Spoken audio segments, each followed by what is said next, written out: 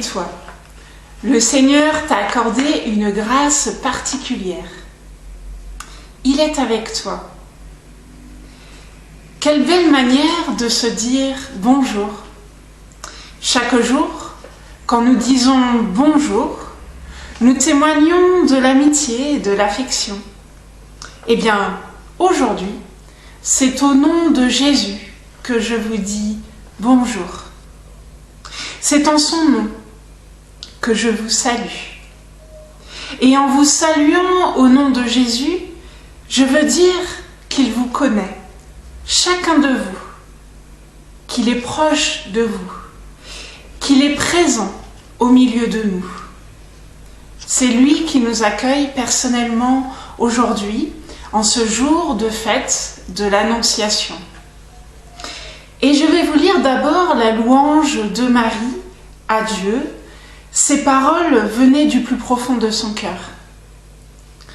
Mon âme magnifie le Seigneur, et mon cœur est plein de joie à cause de Dieu, mon Sauveur, car il a bien voulu abaisser son regard sur moi. Dieu a fait pour moi des choses magnifiques. Son nom est saint. Il est plein de bonté dans tous les temps pour ceux qui le craignent. Il a accompli des œuvres puissantes par la force de son bras. Il a mis en déroute les hommes orgueilleux. Il a renversé les rois de leur trône. Et il a donné une place élevée aux humbles. Il a comblé les petits dont le cœur a faim de lui, et il a renvoyé les riches, les mains vides.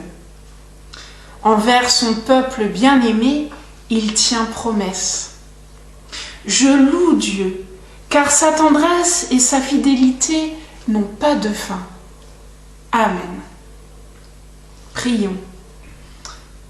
Père, voici pour nous la parole de la promesse. Que ton Esprit Saint donne vie à ces mots, que ton Esprit Saint affermisse nos pas, que sur notre chemin ta parole soit lumière. Amen. Et je vais vous lire le texte de ce jour. Donc, il s'agit de l'Évangile selon Luc, au chapitre 1, les versets 26 à 38. Le 6e mois, l'ange Gabriel fut envoyé par Dieu dans une ville de Galilée appelée Nazareth, chez une vierge fiancée à un homme de la famille de David appelé Joseph. Le nom de la vierge était Marie. L'ange entra chez elle et dit : « Je te salue, toi à qui une grâce a été faite. Le Seigneur est avec toi. Tu es bénie parmi les femmes. » Troublée par cette parole, Marie se demandait ce que pouvait signifier une telle salutation. L'ange lui dit : « N'aie pas peur, Marie, car tu as trouvé grâce auprès de Dieu. Voici que tu seras enceinte, tu mettras au monde un fils et tu lui donneras le nom de Jésus. Il sera grand et sera appelé Fils du Très-Haut. Et le Seigneur Dieu lui donnera le trône de David, son ancêtre. Il régnera sur la famille de Jacob éternellement, son règne n'aura pas de fin. » Marie dit à l'ange : « Comment cela se fera-t-il, puisque je n'ai pas de relation avec un homme ?» L'ange lui répondit : « Le Saint-Esprit viendra sur toi, et la puissance du Très-Haut te couvrira de son ombre. C'est pourquoi le saint enfant qui naîtra sera appelé Fils de Dieu. Voici qu'Élisabeth, ta parente, est elle aussi devenue enceinte d'un fils dans sa vieillesse. Celle qu'on appelait la stérile est dans son 6e mois. En effet, rien n'est impossible à Dieu. » Marie dit : « Je suis la servante du Seigneur, que ta parole s'accomplisse en moi. » et l'ange la quitta. Seigneur, ta parole est la vérité. Sanctifie-nous par ta vérité. Amen. Oui, Dieu peut faire de grandes choses avec ce que nous sommes, avec nos petits moyens. Même quand nous ne comprenons pas ce qui se passe, même quand le quotidien est difficile à gérer, il nous choisit, il nous appelle. Non pas à cause de nos forces, de nos relations, de notre situation, mais à cause de notre capacité à lui confier nos faiblesses. C'est seulement ainsi qu'il peut y mettre en œuvre sa force, qu'il peut mener à bien son projet. Car, nous dit le verset 37, rien n'est impossible à Dieu. L'écart est grand entre la faiblesse des moyens et la grandeur des résultats. Marie a eu confiance en Dieu, malgré le caractère impossible, difficile, confus de la mission et de la promesse. Dieu seul se suffit à lui-même, mais il a voulu avoir besoin de chacun, chacune de nous. Nous, chrétiens, chrétiennes, sommes appelés à être ses oreilles pour entendre le cri de nos frères et sœurs, ses lèvres pour transmettre la bonne nouvelle de la vie qui est plus forte que tout. Nous sommes la Bible que le public peut lire en premier. Nous sommes le message de Dieu, écrit en paroles et en actes. Nous sommes appelés à faire et à être ainsi que Dieu le veut pour le monde. Et nous ne serons jamais abandonnés dans cette mission. Cet appel, cette vocation, cette mission attend une réponse, le oui de notre foi. Une foi sûre de ce qu'elle espère, une foi convaincue de la réalité des choses qu'elle ne voit pas. C'est ce qu'on peut lire dans l'Épître aux Hébreux, chapitre 11, verset 1.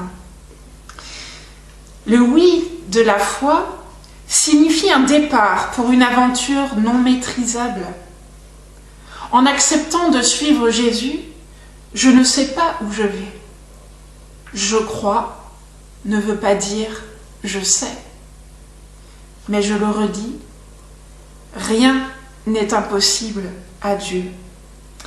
Alors Marie dit, je suis la servante du Seigneur, que ta parole s'accomplisse pour moi. Et toi, es-tu prêt? Es-tu prête à lâcher prise? À avoir pleinement confiance en Dieu, même quand c'est compliqué, même quand tu ne sais pas où cela va te mener? Acceptes-tu de t'aventurer dans la foi, l'espérance, l'amour, sans savoir à l'avance les conséquences de ce choix? Acceptes-tu d'être accueillant à l'inattendu de Dieu dans tout ce que tu vis?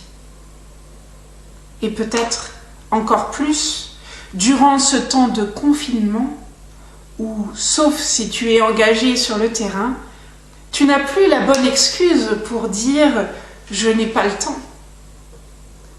Ton temps est celui que Dieu te donne. Qu'en feras-tu? Je vous invite à la prière. Béni sois-tu, Dieu notre Père, tu nous aimes et tu nous appelles, Seigneur, là où nous sommes et tels que nous sommes.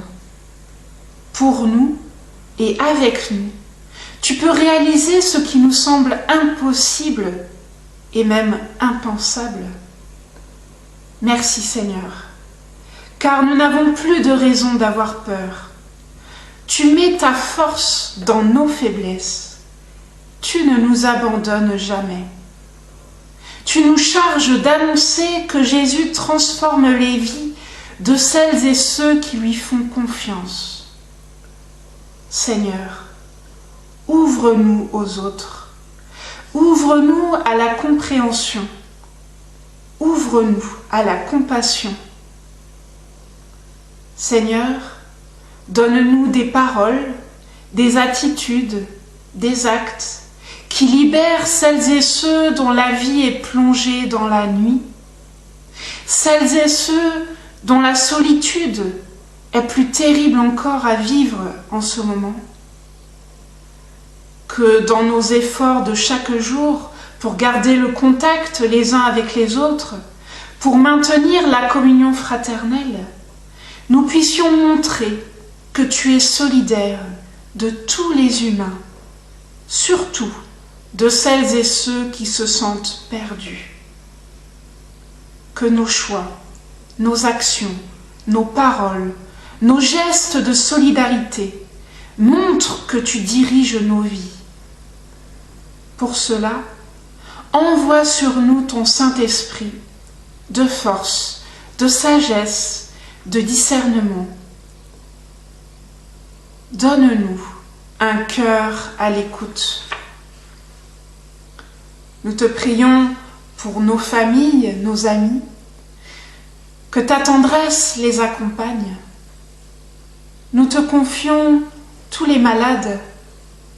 Ta paix et ta bénédiction soient sur eux ainsi que sur leurs proches. Nous te prions pour les endeuillés. Nous te remettons tous les personnels soignants et toutes les personnes qui sont sur le terrain, exposées au danger, pour nous soigner, nous protéger, nous aider. Femmes et hommes, commerçants, facteurs, livreurs, agriculteurs, ouvriers, le personnel des pompes funèbres, les routiers, caissiers, pompiers, policiers, militaires, pharmaciens, agents d'entretien, aides à domicile, ATSEM, éboueurs, professeurs, les services municipaux et préfectoraux, les bénévoles dans les associations solidaires, les ambulanciers, les personnels des maisons de retraite et toutes les personnes les plus fragiles qui y vivent. Nous te prions au nom de Jésus, le Christ, notre Seigneur et Sauveur, lui qui nous a appris à te dire « Notre Père qui es aux cieux, que ton nom soit sanctifié, que ton règne vienne, que ta volonté soit faite sur la terre comme au ciel. Donne-nous aujourd'hui notre pain de ce jour. Pardonne-nous nos offenses, comme nous pardonnons aussi à ceux qui nous ont offensés. Et ne nous laisse pas entrer en tentation, mais délivre-nous du mal. Car c'est à toi qu'appartiennent le règne, la puissance et la gloire pour les siècles des siècles. Amen. La bonne nouvelle pour aujourd'hui se trouve dans l'Évangile selon Luc, au chapitre 1, les versets 37 et 38. Rien n'est impossible à Dieu. Et Marie dit, « Je suis la servante du Seigneur, que ta parole s'accomplisse pour moi. » N'ayez pas peur, Dieu veille. Et le Dieu de l'espérance vous comble de toute joie et de toute paix, afin que vous débordiez d'espérance par la puissance de l'Esprit Saint. Amen. Ce soir, à 19h30, toutes les cloches des églises et du temple de Troyes retentiront en soutien aux malades, à tous les personnels soignants et toutes les personnes que j'ai citées dans ma prière tout à l'heure. Soyons en communion à ce moment-là. Manifestons notre soutien à tous ceux et toutes celles qui font face, en allumant une bougie, en la déposant devant notre fenêtre, et attestons ainsi publiquement de notre entière confiance en Dieu. Je vous donne donc rendez-vous tout à l'heure, un peu avant 19h30, en direct sur la page Facebook de l'Église protestante unie de Troyes et Aube. Et je partagerai le lien par la suite pour celles et ceux qui ne sont pas sur Facebook. Bisous!